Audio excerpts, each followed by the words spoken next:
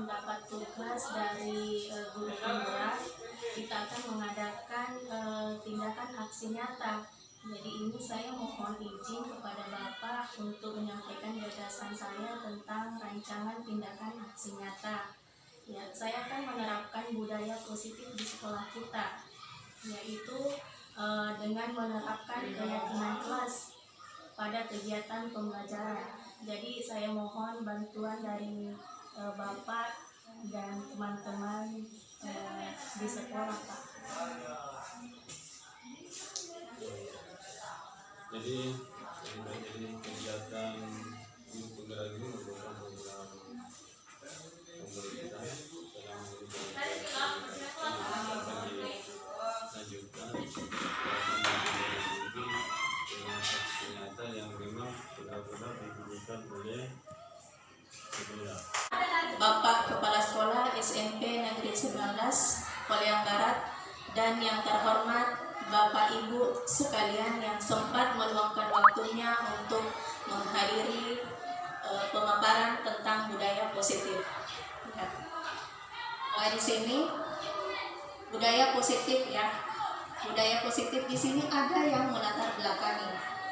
Di sini suasana positif sangat mendukung dalam menciptakan pembelajaran yang kondusif. Karena dengan suasana yang positif, murid dan guru akan menemukan suatu kondisi pembelajaran yang menyenangkan. Suasana positif merupakan suatu kebutuhan yang akan membantu menggerakkan moral positif bagi murid, sehingga karakter murid tidak hanya terbentuk dari akademiknya, tetapi juga dari intelektual, dari lingkungannya. Ya, jadi budaya positif itu bukan hanya di lingkungan sekolah yang harus diterapkan. Jadi bisa juga kita terapkan di lingkungan keluarga. Ya. Kemudian pengertian budaya positif. Budaya positif ini adalah nilai-nilai, keyakinan-keyakinan dan kebiasaan-kebiasaan di sekolah yang berpihak pada murid. Ya, sesuai dengan perkembangan di sini sekolah kita telah sosialisasikan tentang pembelajaran yang berpihak pada murid. Ya, jadi inilah pengertian dari budaya-budaya positif, yaitu yang berpihak pada murid agar murid dapat berkembang menjadi pribadi yang kritis, penuh hormat dan bertanggung jawab. Ya. Untuk menerapkan budaya positif itu diperlukan adanya kedisiplinan positif. Ya, yang mana berkaitan antara budaya positif dengan disiplin positif. Ya, disiplin positif ini kita artikan sebagai suatu kedisiplinan, bukan hukuman. Ya, karena kebiasaan kita itu dalam sekolah kita biasa menghukum. Ya, jadi di sini kita budayakan disiplin positif. Adapun pengertiannya, disiplin positif ini merupakan pendekatan mendidik anak untuk melakukan kontrol diri dan pembentukan kepercayaan diri. Ya, jadi disiplin positif ini untuk mengembangkan kepercayaan diri bagi murid. Ya. Dalam penerapan disiplin positif, murid dikenalkan disiplin sejak dini, terutama dari lingkungan keluarga. Jadi ini yang paling penting, ya. Selain dari lingkungan sekolah, lingkungan yang pertama yaitu lingkungan keluarga. Rutinitas adalah bagian penting dari tumbuh kembang anak dan dapat membantu dalam proses belajar disiplin. Diskusikan setiap kesepakatan yang dibuat, berikan konsekuensi logis, bersikap tegas, bukan marah. Ya, Bapak Ibu, selama ini mungkin kita di dalam lingkungan kelas, di ruangan kelas, mungkin kita membuat sebuah aturan. Ya, di mana aturan itu guru yang membuat tanpa adanya kesepakatan antara murid. Ya, jadi aturan kelas itu kita ganti dengan kesepakatan kelas atau keyakinan kelas. Di mana kesepakatan ini bukan guru yang membuat, tetapi siswalah yang mengeluarkan pendapatnya, kemudian guru hanya menyusun dari kesepakatan kelas itu yang dibuat oleh siswa. Ya, jadi kesepakatan kelas itu yang telah dibuat oleh siswa, mereka sendiri yang mengerjakannya. Ya, jadi bukan lagi aturan kelas, melainkan kesepakatan kelas atau keyakinan kelas. Ya. Kemudian manfaat disiplin positif. Manfaat ini dapat bermanfaat bagi diri sendiri, bukan hanya dapat membantu diri lebih fokus, tetapi juga dapat menumbuhkan rasa kesenangan. Hal ini tak lain karena apa yang harus dilaksanakan akan terlaksana secara benar dan tepat waktu, sehingga tidak ada rasa bersalah yang tumbuh di dalam hati. Jadi disiplin positif itu merupakan salah satu cara penerapan disiplin yang bertujuan menumbuhkan kesadaran serta memberdayakan murid untuk melakukan sesuatu tanpa sogokan, ancaman ataupun hukuman. Ya, jadi manfaatnya pembentukan kesepakatan kelas ini ya akan menumbuhkan nilai-nilai kebajikan dari budaya positif tadi. Kemudian disiplin positif dalam pembentukan keyakinan kelas atau kesepakatan kelas, kemudian akan menumbuhkan nilai-nilai kebajikan sesuai dengan profil pelajar Pancasila. Mungkin Bapak Ibu telah mengetahui apa sih itu nilai-nilai kebajikan yang ada di dalam profil pelajar Pancasila. Ya, di sini ada 6 profil pelajar Pancasila, yaitu beriman, bertakwa kepada Tuhan Yang Maha Esa dan berakhlak mulia, berkebinekaan global, bergotong royong, mandiri, bernalar kritis dan kreatif. Ya, inilah 6 nilai-nilai kebajikan. Ada banyak nilai kebajikan, tetapi yang termasuk di dalam profil pelajar Pancasila inilah yang 6 poin ini. Ya, dari tadi nilai-nilai kebajikan akan muncul ini 5 kebutuhan dasar manusia. Bapak Ibu, mungkin di lapangan kita sering mendapati atau kita sering melihat siswa yang bermasalah. Kita sering menghukum dia tanpa kita tidak mengetahui apa sih latar belakang dari kesalahan siswa kita. Ya. Jadi sebelum kita menghukum, kita menasehati murid kita, sebenarnya kita harus mengetahui apa sih kebutuhan yang dibutuhkan oleh murid kita. Ya, di sini menurut di program pendidikan guru penggerak itu ada 5 kebutuhan dasar manusia. Yang pertama, kebutuhan bertahan hidup atau survival. Ini berkaitan dengan kebutuhan fisiologis, kebutuhan akan kesehatan, rumah, dan makanan. Ya, Bapak Ibu, mungkin kita sering mendapati siswa kita yang sering terlambat. Mungkin saja dia sebelum ke sekolah dia memenuhi kebutuhan dasarnya dulu, kebutuhan bertahan hidup. Mungkin dia membantu orang tuanya menjual jajanan dulu, atau apakah saja yang bisa membantu kebutuhan hidupnya, sehingga dia ke sekolah kadang terlambat. Jadi di situ kita harus mengetahui kebutuhan dasar dari murid kita setiap melakukan pelanggaran. Iya. Kemudian kebutuhan kasih sayang dan rasa diterima, love belonging.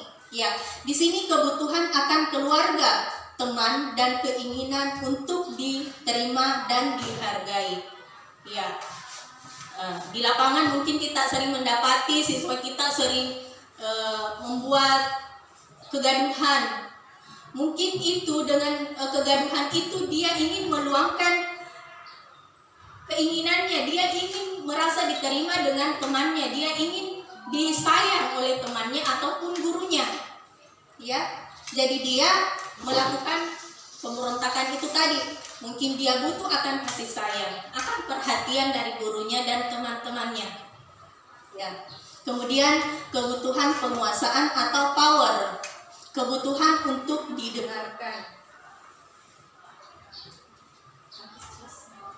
Ya, kebutuhan untuk didengarkan, diakui, dihargai atas kompetensi yang dimiliki.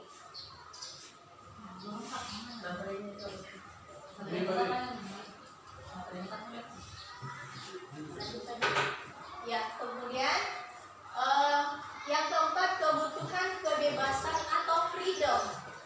Ya Bapak Ibu, di sini ada kebutuhan yang keempat, yaitu kebutuhan untuk diberikan kesempatan dan bertanggung jawab atas pilihan kemampuannya. Ya, kebutuhan kebebasannya. Jadi kita berikan kebebasan kepada anak-anak murid kita, apa yang dia punya, berikan dia kebebasan untuk menampilkan kemampuannya. Kemudian yang kelima, kebutuhan kesenangan atau fun. Kebutuhan ini untuk menikmati dan berkonsentrasi akan apa yang dia senangi. Ya, jadi berikan dia kebebasan untuk menuangkan itu kesenangannya.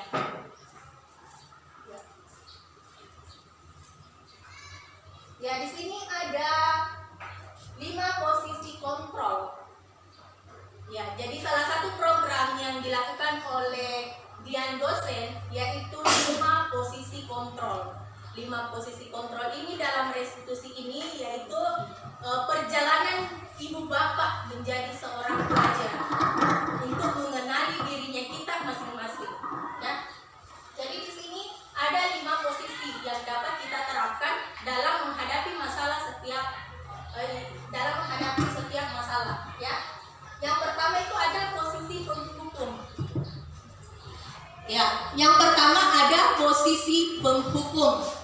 Ya, mungkin nanti ada video yang diperlihatkan. Jadi saya jelaskan dulu. Posisi penghukum ini biasanya guru itu berbicara dengan suara nada tinggi, menghardik, menunjuk dan membentak murid. Ya.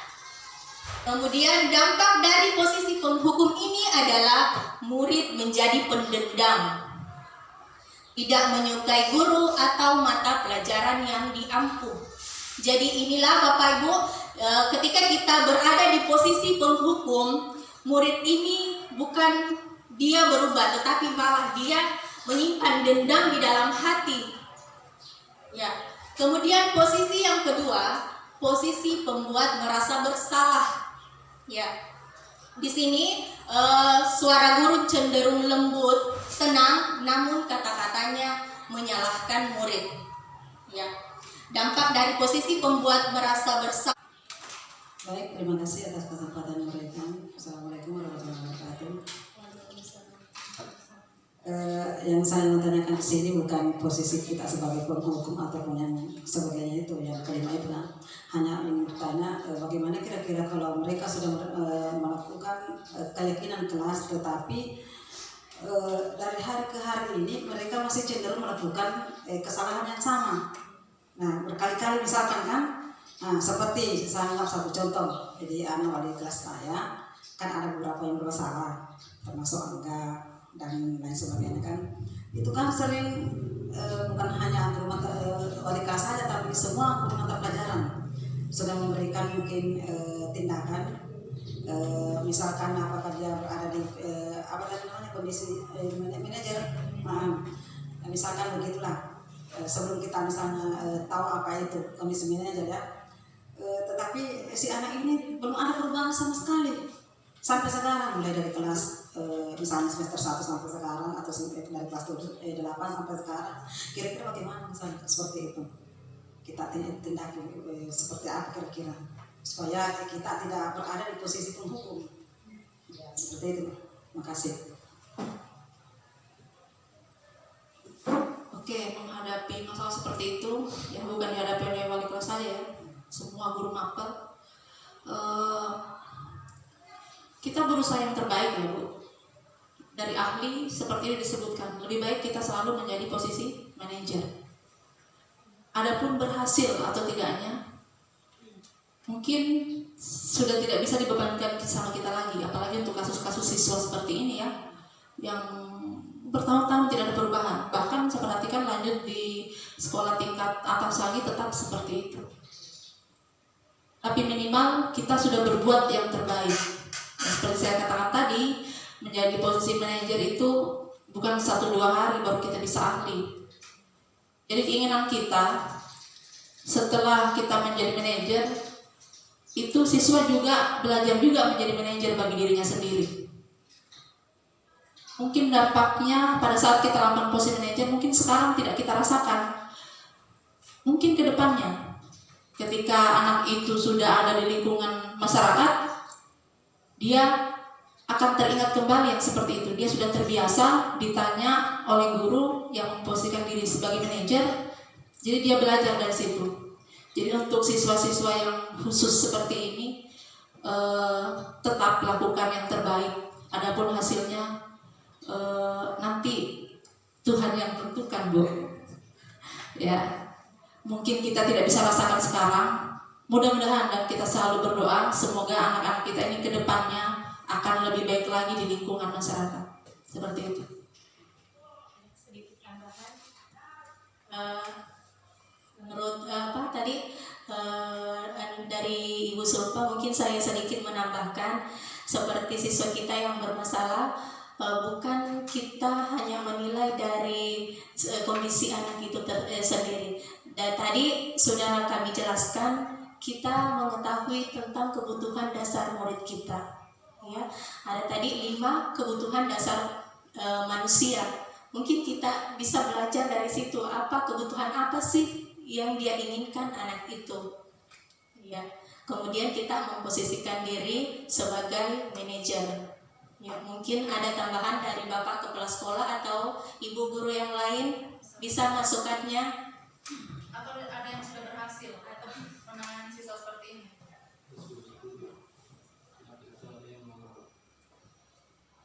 Ibu-ibu, ada yang berhasil menangani siswa seperti ini? Ya. Jadi seperti disinggung tadi Bu Saryani, kita harus memahami kebutuhan dasar apa sih yang dibutuhkan oleh anak ini. Misalnya dia mengganggu teman, berarti dia butuh diperhatikan. Ada juga yang suka ambil makanan teman, mungkin lagi nggak punya uang tapi lapar, seperti itu. Misalnya di kelas bikin gaduh, ternyata dia ingin bebas, tidak mau belajar. Mungkin bisa kita terapkan cara lain. Karena ada siswa di kelas 8B itu, kalau hanya menulis saja, dia tidak mau.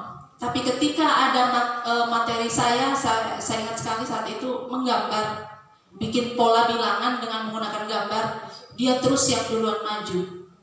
Berarti ada materi memang yang dia tidak bisa pahami, tapi lebih mudah dia pahami lewat gambar. Ya, jadi iya, betul sekali. Ya, jadi kita harus memahami, dia butuh belajar dengan rasa senang, bukan hanya mencatat terus atau kerja soal terus. Seperti itu. Bagaimana Bapak Ibu? Apa ada lagi?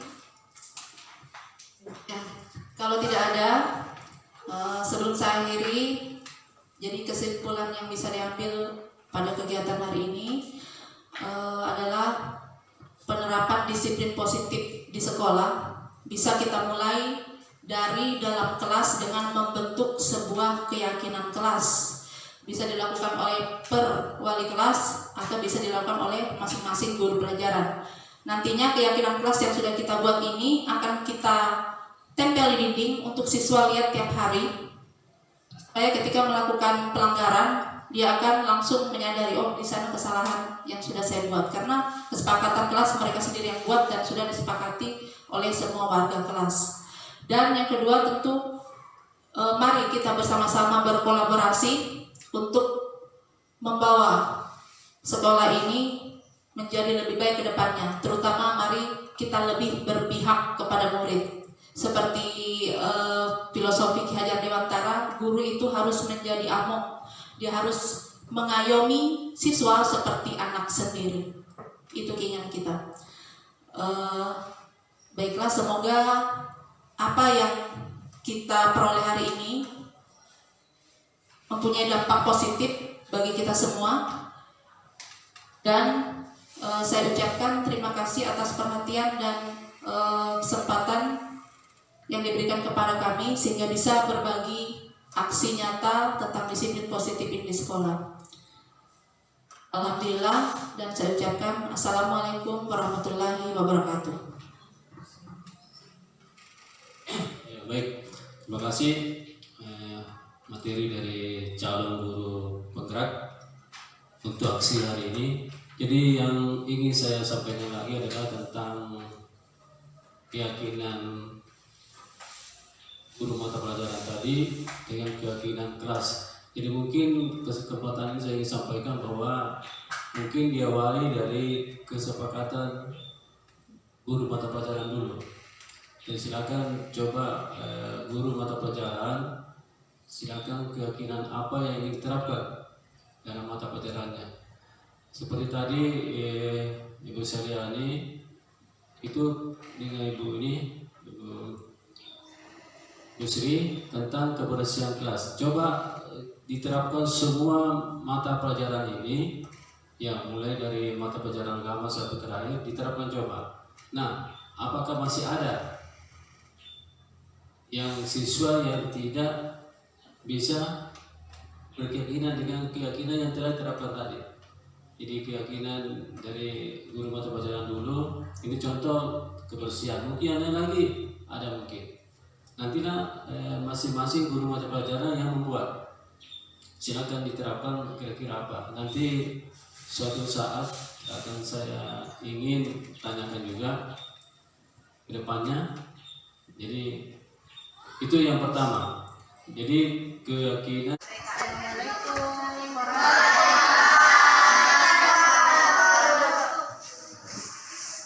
Silakan disiapkan. Semua teman-teman siap untuk belajar? Siap. 1, 2, 3.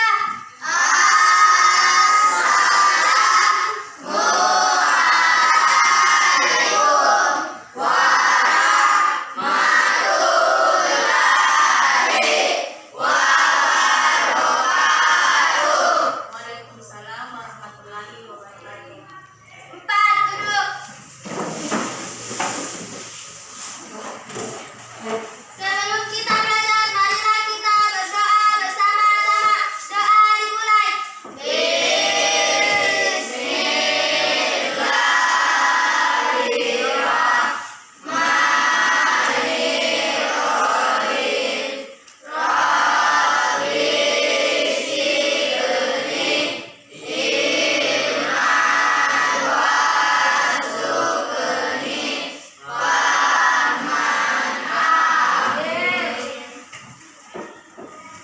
Baik anak-anak, bagaimana kabarnya hari ini? Baik, semuanya baik ya? Baik, alhamdulillah.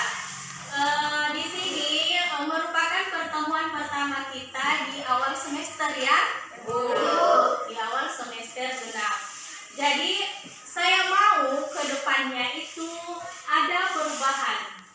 Ya, ada perubahan dari semester ganjil, kebiasaan-kebiasaan buruknya kalian itu ditinggalkan, ya. Kemudian kebiasaan baik yang dibawa ke semester 2.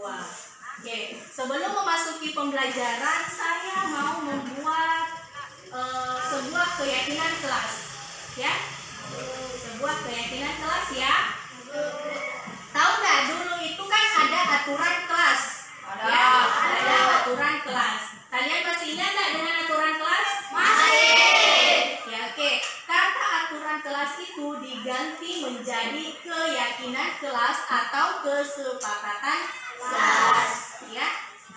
Ada yang tahu apa sih itu keyakinan kelas? Ayo. Siapa yang bisa? Oke. Ferdi silakan. Keyakinan kelas itu apa? Bekerja sama dengan satu tim, bergotong royong dalam mengerjakan tugas. Ya, oke. Siapa lagi? Siapa lagi? Ibu. Ya, Juswan, silakan Juswan. Ya, oke, jawaban yang baik ya. Oke. Sebentar. Untuk mewujudkan keyakinan kelas itu ada semacam apa ya? Ada kelas impian. Kelas impian. Bagaimana sih caranya kalian mewujudkan kelas impian? Saya dulu. Ya, silakan. Putri dulu ya, Putri. Harus ada keyakinan kelas dan kesepakatan kelas. Iya. Erwin? Fasilitas sarana dan prasarana yang memadai. Iya, jawaban yang benar ya. Sebelum kita mau membentuk suatu keyakinan keyakinan kelas, kita harus membuat suatu kelas impian. Ya, tadi harus ada keyakinan kelas atau kesepakatan kelas. Ya, tadi Saskia mau memberi pendapat apa itu keyakinan kelas? Keyakinan kelas adalah hal-hal yang diyakini dan disepakati bersama warga kelas. Iya, oke. Kesepakatan kelas yaitu keyakinan bersama warga kelas. Jadi di sini kita akan membuat keyakinan kelas, di mana keyakinan kelas itu nantinya yang akan diterapkan di kelas kita supaya ada perubahan, ya. Oke. Jadi kata aturan kelas itu diganti menjadi keyakinan kelas. Oke. Sekarang Ibu mau bagi kertas. Nanti kamu di sini buat ya. Ada kelas impian dan ada keyakinan kelas.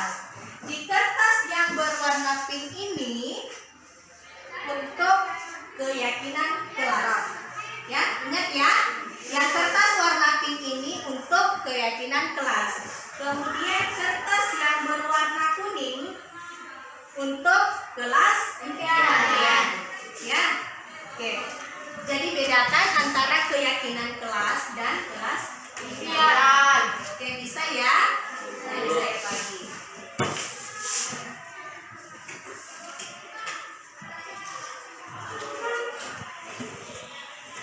Boleh di pause videonya.